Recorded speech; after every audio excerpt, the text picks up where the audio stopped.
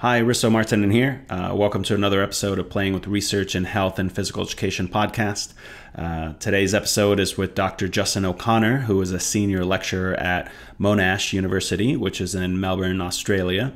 Dillon and I had a great discussion with him and welcomed him as the first Australian university representative on our podcast. Justen talked to us about informal sport participation, and we break this down in his article. Justen also has research experience that utilizes systems thinking, social ecology, and strengths-based approaches in health and physical education. He also has an interest in social justice within education. And I first heard about Justen through my friend Nate Babcock, and then we ended up sitting together randomly at a dinner at ASEP in Scotland this summer. So I'm really happy that this has come full circle and we can chat about some of his work. So here's Justen breaking down the article with us.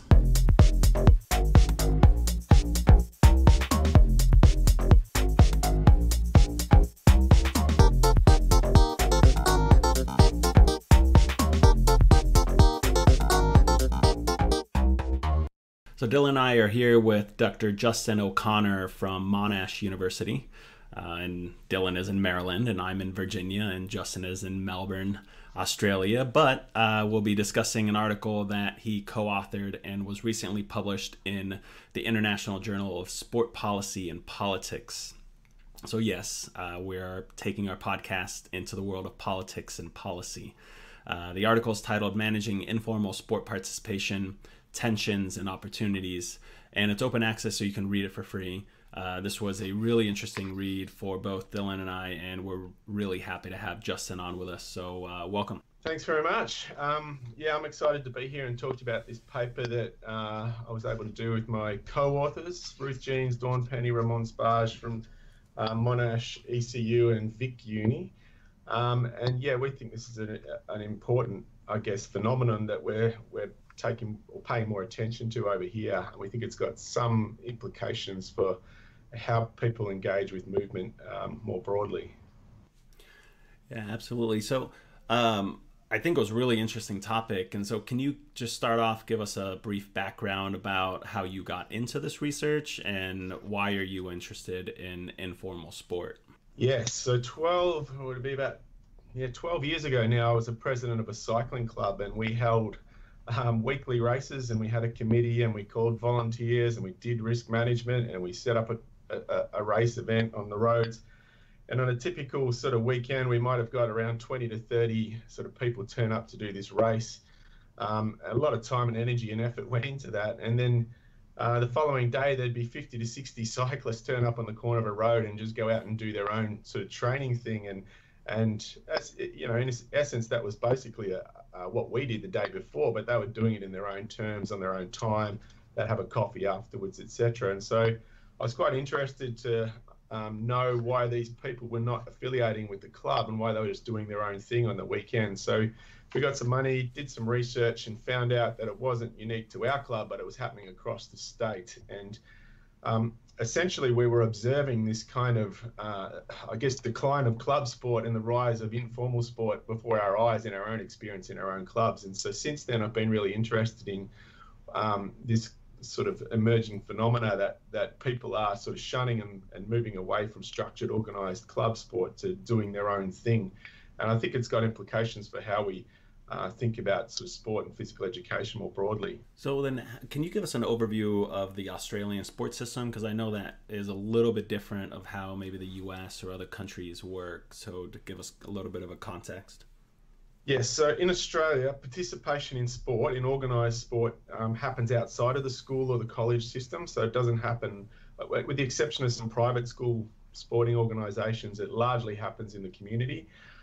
It's funded by various levels of government, so state and federal government sort of put money into it.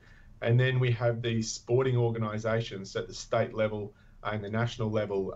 So sports like cricket or soccer would have a national sort of body that then coordinates state level participation. It's highly centralised. It has sort of a range of different organisations feeding into it. Local government, the local sort of councils control sort of the land and access to facilities, and it's still very much male dominated in the competition side, particularly once you get past the age of 10 or 11, 12, and it has a sort of a focus on performance, so that the pyramid structure, grassroots, feeds into higher levels of competition. Got it. So how do you and your co-authors define informal sport, and what do we know about the research that kind of led up to what you were doing here? Yeah, so we take a fairly loose definition. There is no really strong way to define informal sport. Probably best to talk about what it isn't, and that is people don't pay memberships, they don't belong to a committee, they don't sort of, they're not committed weekly to turn up. Excuse the train. So essentially, it's people self-organising their own participation through an opt-in, opt-out approach. They participate in sports we recognise, things like basketball, cricket. They do activities that are sort of regular, but they're not committed to those. They're not paying fees. They're not joining the club, so to speak. We kind of observe this. We see it in our parks on the weekend. We see groups playing cricket. We see people appropriating school grounds, basketball courts, soccer facilities, playing their own versions of those games. Cyclists on roads, racing towards a coffee shop, for example. Stand-up paddleboarders, open water swimmers, bunches of runners heading off in groups early morning. So all of these things we kind of sort of throw into this mix, and you could even extend it to, things like parkour or yoga, etc., etc. So I guess the research that's emerging around this is we're noticing a shift in the way people engage in sport. There is a move away from traditional formal organised sport. In Australia, the prediction is that participation in formal sport will drop by 15% in the next 15 years. Primarily because we're busy and we're time poor, and we need to fit the sport in and around our sort of fluid lifestyles and our need to have that sort of option to pull out when we need to, but jump back in when we can. And we think that the way it's sort of heading, many more people are going to pursue informal avenues for sport participation. If you think of I've got some statistics here. So in the year 2000, 125,000 people completed a half marathon in the US. 15 years later, 2 million people had completed a half marathon. So wow. The numbers of people engaging in this informal activity is growing exponentially.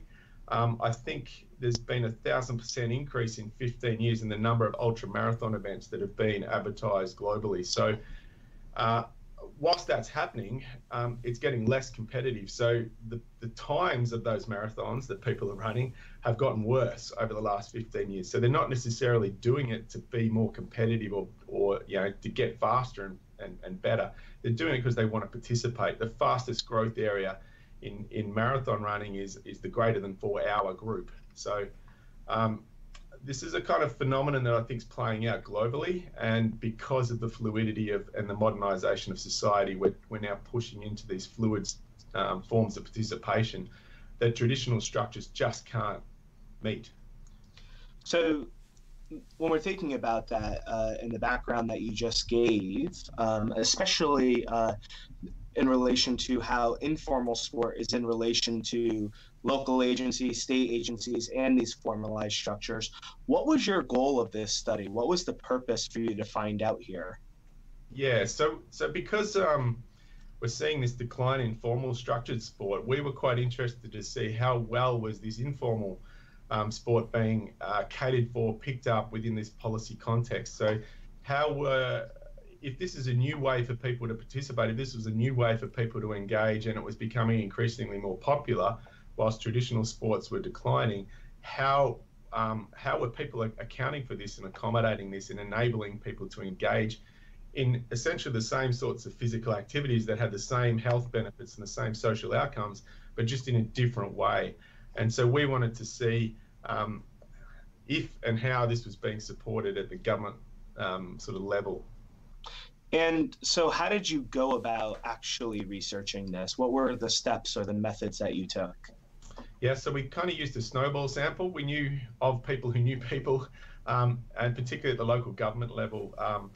There are groups, that sort of development officers in sport organisations, as well as local government, have people who are responsible for integrating community and setting up sort of newly arrived communities to engage and those sorts of things. So we went and asked them, and they told us about groups and people.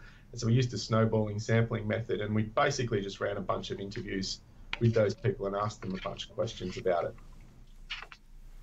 Right. So in those interviews, you found that some of those stakeholders shared some of the benefits to informal sport. Can you give us some examples of what those benefits might be?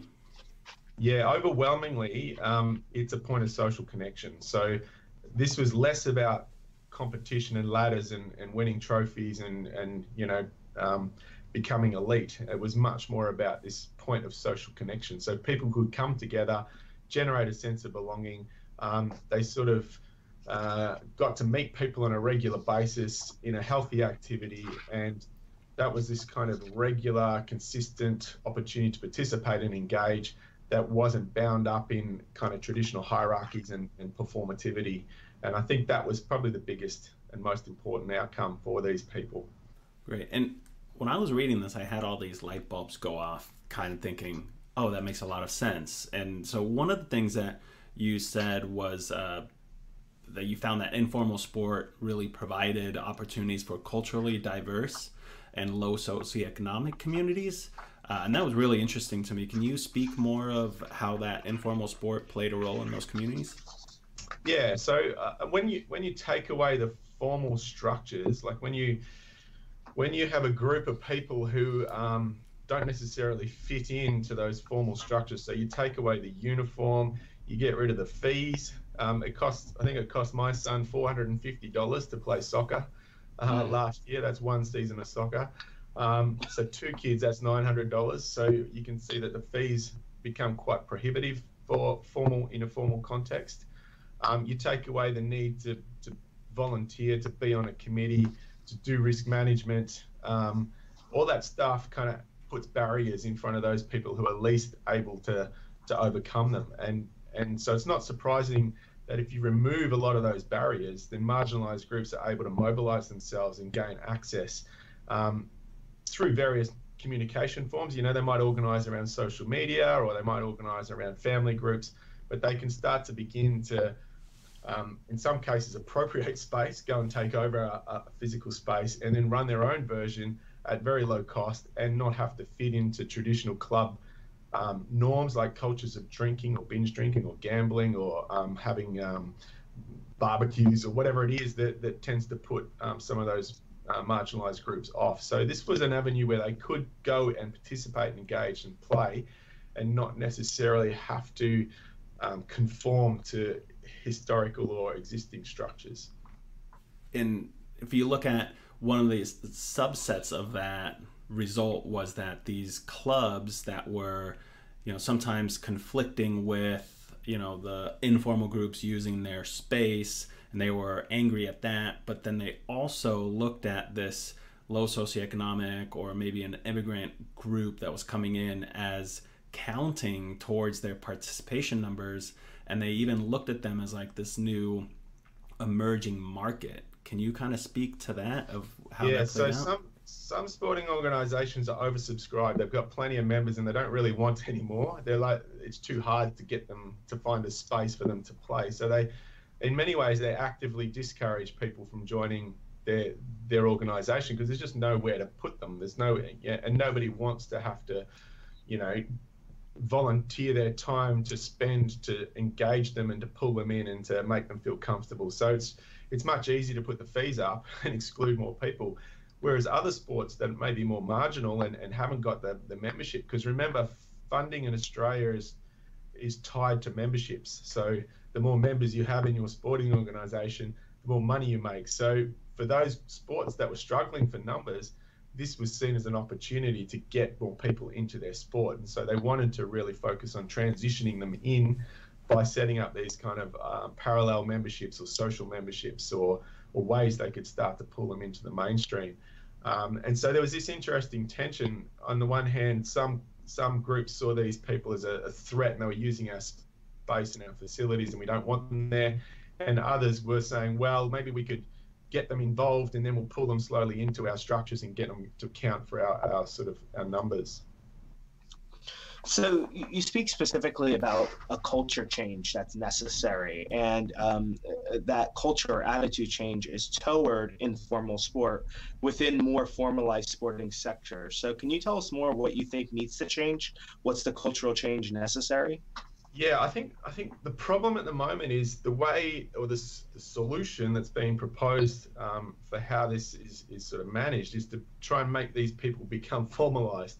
So take the informal groups and then formalize them, and that really kind of doesn't work on many levels, because the reasons they don't want to be formalized still exist. So you don't change anything by making them members. And so this kind of policy at the moment is to transition them into mainstream sports, where it's highly competitive and all those other problems I mentioned kind of still exist. We think there needs to be a shift in the way we think about or define sport to change the attitude within those who provide facilities and resources, to recognise this as a legitimate form of participation and to embrace it, and to then enable structures to exist that allows it to happen. Because at the end of the day, it is social connection. It is doing the work of health kind of policy. It is engaging communities in community building activities. And so, the benefits of that sort of, I would think, outweigh the costs of sort of providing facilities or resources for that. And I think they can coexist, but I don't think it's about one subsuming the other and pulling it in. Yeah, so there are definitely some tensions between the formalized sector and the informal sport. And you mentioned a collaborative approach could ease those tensions. Can you tell us more what you're talking about here? What is the tension, and what can a collaborative approach do to kind of make it easier? Yeah, so one of the examples we found was in local government. You have these people who are employed to go and kick people off pitches and ovals and facilities because they're not supposed to be there. And at the same time, in the same organisation, you've got people who are employed to engage people in community sport and health and well-being activities. And so they're trying to encourage people to come together and participate and play sports. So even within the one organisation, you have two groups of people who are employed to do the opposite thing. And so that's not what we would think of as this kind of joined up thinking, and it's not overly helpful in working towards a solution. So we saw the need for, we could recognise, we could quite easily find these people who understood both the demands of the sporting organisation, the formal sporting organisations, as well as the need to support these informal groups to come together. And we saw those acting as what we call boundary spanners, who could bridge and have the expertise that sat across both areas and could act at that local government level to facilitate both groups to coexist. And it also might be a matter of shifting some, technology, tweaking some changes. It was interesting that in order for people to book a facility, they had to have, $100 million worth of professional indemnity insurance, which is not going to happen when you're a family just wanting to play a game of sport. So the requirement to book space was instantly a problem. So we think there's a range of sort of not overly complex solutions to some of these problems that could enable more people to engage in physical activity more often in ways that won't necessarily disrupt or destabilize formal participation. So you sort of talked about some of those barriers, either structural or non-structural, people fighting over space, things like that. So if we were to eliminate these barriers, what do you think the potential would be of informal sport? I think it's got huge potential, and I think for the main reason that once you take, if you take competition out of it, that ladders matter and fitness matters and skill really matters, then people can engage in movement in ways that meet their needs at their level. You know, it's a bit more like differentiating sport. You have more options for more people to engage, and you might find that the groups that do engage are still rather hegemonic, but they might all be that might be what they need to come together as a community. They might not need to be completely diverse and open to everyone, which seems to be the policy in sport, is to have policies that make clubs become accessible to every single person on earth, which doesn't seem to work. And it might be that these little self-organizing groups initially are enough to sort of get more and more people engaged in movement and physical activity. And it's a much less rigid and much more flexible approach to engaging people in movement than it is to have formal structures with systems and risk management and membership fees and cultures and histories and traditions and those sorts of things. So it's no surprise to me that informal participation in movement is booming, and formal participation in movement is slowly constricting. And I can see that trend continuing into the future as people self-organise and get their own physical activity done on their terms, in their time, in their place, with the people they feel most comfortable with. I'll go in and ask, what's your future direction for this work? So we are now starting to look at what the implications of informal sport are in a physical education context. So if we're going to prepare young people for a future where they're going to have to negotiate their own sport in their own terms, in their own places, with their own sort of subsets of communities, what sort of the key skills, knowledge, understanding are they going to need to be able to successfully engage in that kind of participation? And I think it looks a little bit different from what we have been doing, is preparing them for formal sport structures where there's an element of competition, and that seems to be the kind of I guess the determinant of whether they're going to persist in that sport or not. And to me, it takes an emphasis, not completely off, but an emphasis off having to have a really in-depth understanding of tactics. So teaching games for understanding will become less about complex understandings of tactics and more about what do I just need to enter this to engage at an initial level, and that's enough. And then I think in terms of fitness and skill, it'll be a similar thing. What kind of fitness and skill do I need to start? And then once I've started, how can I then work at a level that's comfortable for me, what works for me, and how do I negotiate that with my community? And so, we're thinking that the real skills and knowledge and understanding is going to rest in this social dynamic. How do we help young people be good communicators and advocates for each other, and to support each other to be able to participate in these emerging forms of sport in ways that make everyone feel included and comfortable and welcome. And that kind of social negotiation, I think, is going to be absolutely crucial for participation, but also for health. Like, if you think about what we know about social connection in health, that's going to be, I think, one of the roles phys ed will play, is helping young people negotiate that informal participation space. Yeah, I think you hit a lot of things that really struck with me. Thanks for your time. I think it's a fascinating insight into informal sport, and I'm sure that we're going to be hearing a lot more of this from your future work. I really enjoyed the read. I know Dillon and I talked offline a little bit and talked about how fascinating this was. So for those of the listeners that want to read the full article by Dr. O'Connor and his colleagues, you can look at the podcast notes. We'll write down the citation down there. And since it's open access, you can access it fairly easily. So thanks, Dillon, and thanks, Justin, for coming on today. No worries.